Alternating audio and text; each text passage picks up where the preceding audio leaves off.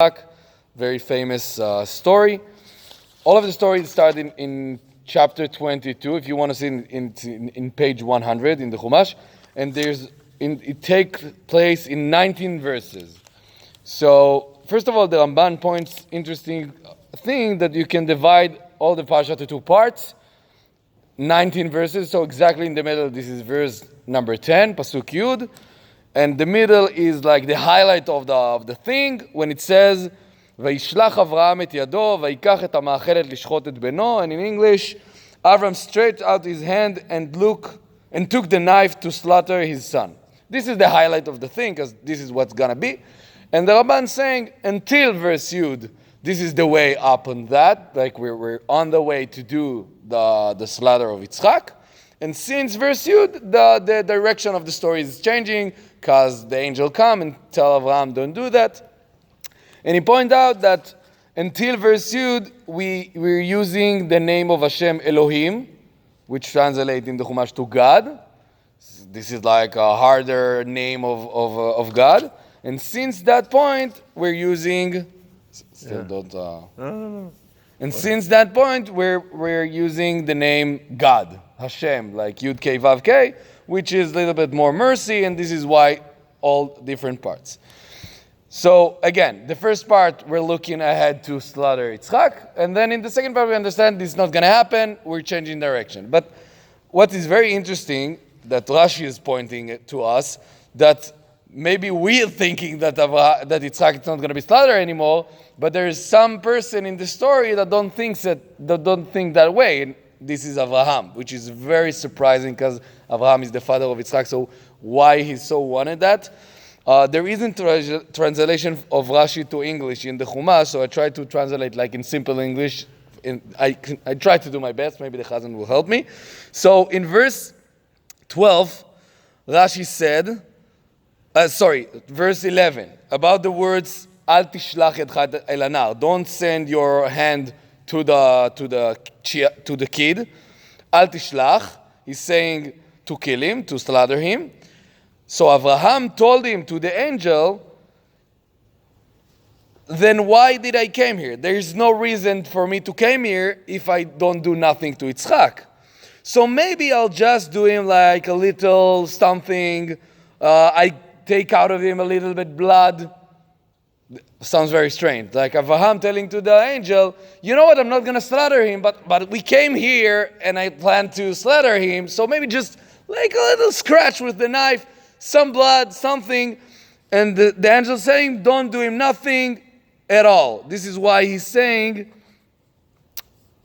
he's saying in Hebrew, I said, Al tishlach yadcha el anar, al tas lo meuma. He's saying it twice. He's saying, don't stretch out your hand against the lad, nor do anything to him. Twice. Why do you need to say it twice? So Rashi explains, according to the Midrash, because Avraham said, okay, I'm not going to kill him, but I'm going to do him a little bit scratch. It's very, very weird, very strange. Why Avraham is so insists to do something to Yitzchak? Like, this is a good thing for you. The angel telling you not need to do nothing to your son. So, again, I don't have a good answer for that, but I think Rashi is trying to answer for himself. If I understand him right, hopefully I am, and I'll explain it right. If you have a better answer, I'll happy to hear that afterwards. So, afterwards, in the next verse number 13, it says, Vayisa Avraham et I'm going to hear it just in English. And Avraham raised his eyes and saw, behold, a ram, afterwards cut in the thicket by its horns. So Avraham went and took the ram and offered it up as an offering. This is what the verse said. And now the verse added something more that Rashi is going to say, we don't need to say that, instead of his son. So why that verse said instead of his son? Why you need to say that? So Rashi explained that again with Midrash. He's saying, Tachat beno, against his son. Since the verse says, he take the ram, we needed to say nothing. So why still the verse saying instead of his son? Because Avraham prayed and he said, please God, let it be like the ram is like my son, like I slaughter my son and like I threw his blood on the Mizbeach and like I do all the jobs you need to do about korban.